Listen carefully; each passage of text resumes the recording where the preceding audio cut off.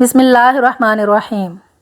بعثت سے 2 سال پہلے حارث بن ابی ذرار کے ہاں ایک بیٹی نے جنم لیا جس کا نام برہ رکھا گیا۔ برہ پہلے دن سے ہی حسن بے مثال رکھتی تھی، جو ایک بار دیکھ لیتا پھر چہرے سے نظریں نہ ہٹا پاتا۔ حارث بن ابی ذرار بن مستلق کا سردار تھا۔ جوں برہ جوان ہو رہی تھی اس کے حسن و جمال میں خوب نکھار آتا جا رہا تھا۔ یہ والدین کی خوب لاڈلی تھی کہ جو منہ سے کہہ دیتی والدین فوراً پورا کر دیتے۔ وقت بڑی تیزی سے برہ کو بلوغت کی سرحدوں کے قریب لے جا رہا تھا اور پھر ایک دن بلوغت کی سرحد پر پہنچ کر اس کو عبور کر گئی۔ اب اس کے والدین اس کی شادی کی فکر کرنے لگے۔ برہ اب اس قابل ہو چکی تھی کہ اس کی شادی کر دی جاتی۔ انہی دنوں جب حارث بن ذرار اور اس کی بیوی دونوں آپس میں بیٹھے یہی باتیں کر رہے تھے کہ قبیلے کا ایک مشہور شخص صفوان آ گیا، جس نے ان سے برہ کو اپنے بیٹے مصافے کے لیے مانگ لیا۔ دونوں ماں باپ اس پیشکش پر بہت خوش ہوئے اور انہوں نے فوراً یہ رشتہ برہ کے لیے قبول کر لیا اور جلد ہی برہ اور مصافے رشتہ ازدواج میں منسلک ہو گئے۔ کچھ عرصہ تو یہ دونوں بہت خوش و خرم زندگی گزارتے رہے، مگر پھر ایک رات برہ اپنی خوابگاہ میں آرام کر رہی تھی کہ اس نے دیکھا یثرب کی طرف سے چاند چلتا آ رہا ہے، یہاں تک کہ وہ اس کے قریب آیا اور اس کی آغوش میں اتر گیا۔ برہ نے اتنا ہی دیکھا تھا کہ فوراً اس کی آنکھ کھل گئی۔ وہ خواب کے بارے میں سوچنے لگی کہ اس خواب کی تعبیر کیا ہو سکتی ہے۔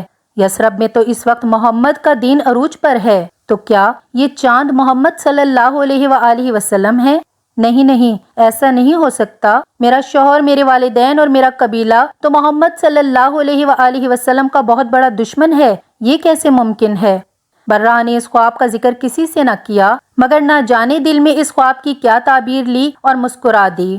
جب اگلی صبح اٹھی تو چہرہ جیسے پہلے سے بھی زیادہ حشاش بشاش تھا۔ برہ کے شوہر مصافے نے پوچھا، کیا بات ہے، آج تم خلاف معمول خوش نظر آ رہی ہو؟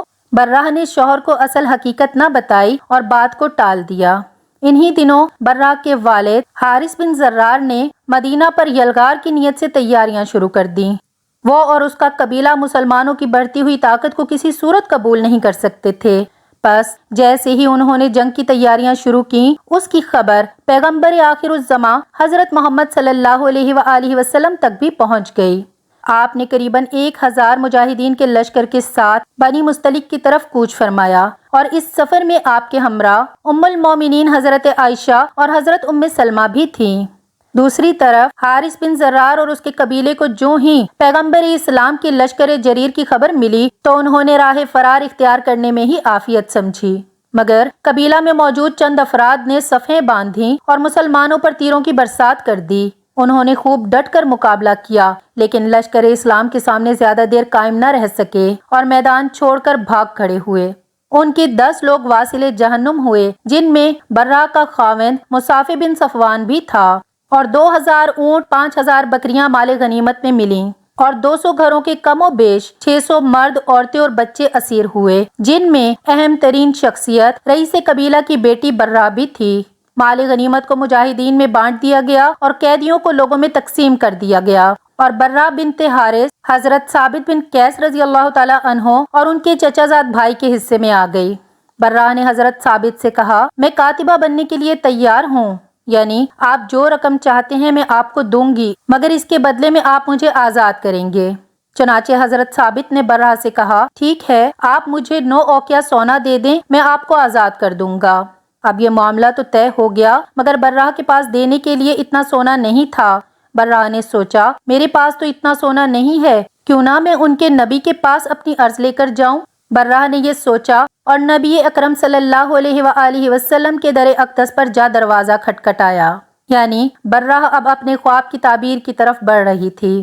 ام المومنین حضرت عائشہ صدیقہ رضی اللہ تعالی عنہا فرماتی ہیں، وہ نہایت حسین و جمیل دوشیزہ تھیں، نگاہیں اس پر جم جاتی تھیں۔ جب وہ رسول اللہ صلی اللہ علیہ وآلہ وسلم کے پاس اپنی قسطوں کی ادائیگی میں مدد کے لیے آئی اور جب وہ ہمارے دروازے پر آ کر کھڑی ہوئی تو مجھے بہت بری لگی، کیونکہ مجھے یقین ہو گیا کہ رسول اللہ صلی اللہ علیہ وآلہ وسلم جب اسے دیکھیں گے تو آپ کو بھی وہ چیز ضرور دکھائی دے گی جو میں نے دیکھ لی ہے۔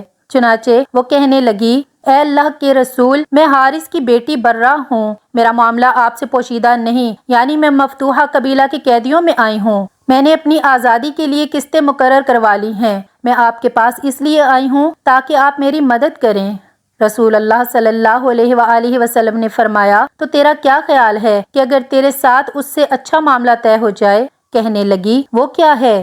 فرمایا، میں تمہاری قسطیں ادا کروں گا اور تجھ سے شادی کروں گا۔ برہ کو تو جیسے اپنے کانوں پر یقین نہ آیا، فوراً وہ خواب ذہن میں تازہ ہو گیا۔ برہ نے ایک لمحہ بھی سوچے بغیر کہا، مجھے منظور ہے۔ حضرت عائشہ فرماتی ہیں کہ جب لوگوں کو پتہ چلا کہ حضور نبی اکرم صلی اللہ علیہ وآلہ وسلم نے برہ سے شادی کر لی ہے تو برہ کے قبیلے کے جتنے بھی مرد و خواتین غلام تھے سب کے سب آزاد کر دیے گئے، اور صحابہ کرام کہنے لگے کہ یہ تو رسول اللہ صلی اللہ علیہ وآلہ وسلم کے سسرالی رشتہ دار ہیں، یہ غلام نہیں ہو سکتے۔ پھر حضرت عائشہ فرماتی ہیں، تو ہم نے اپنی قوم کے لیے اس خاتون سے زیادہ کوئی بابرکت خاتون نہیں دیکھی جس کے سبب بنو مستلق کے سینکڑوں گھرانوں میں رہنے والوں کو آزادی ملی۔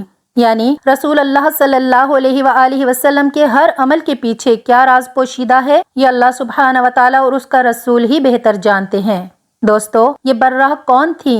آج اس برہ کو زمانہ ام المومنین حضرت جویریہ بنت حارث رضی اللہ تعالی عنہا کے نام سے جانتا ہے۔ ایک دوسری روایت میں ہے کہ آپ کے والد حضرت حارث بن زرار نے بھی اسلام قبول کر لیا تھا اور رسول اللہ صلی اللہ علیہ وآلہ وسلم نے آپ کے والد کو حضرت جویریہ رضی اللہ تعالی عنہا کے لیے نکاح کا پیغام بھجوایا تھا۔ برہ کا مطلب نیکی و احسان ہے، لیکن اس لفظ کے استعمال سے منفی معنی بھی نکلتے ہیں۔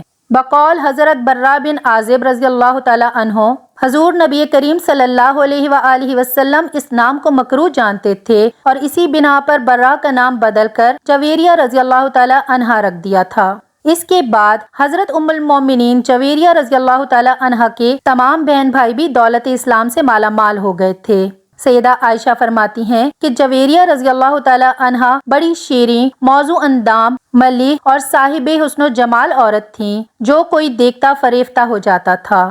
ظاہری حسن و جمال کے علاوہ آپ باطنی حسن سے بھی مالا مال تھیں۔ بڑی زاہدہ، متقیہ، راست باز، عبادت گزار، قناعت پسند، مجسمہ صبر و رضا اور ذکر و تلاوت میں یکتا تھیں، اور یہ سب خوبیاں آپ کو رسول اللہ صلی اللہ علیہ وآلہ وسلم کی بدولت اور تعلق سے میسر آئی تھیں۔ اللہ سبحانہ وتعالی سے دعا ہے کہ اللہ رب العزت ان پر اپنی بے حساب رحمتوں کا نزول فرمائے اور ان کے صدقے ہماری بے حساب مغفرت فرمائے۔ آمین یا رب العالمین۔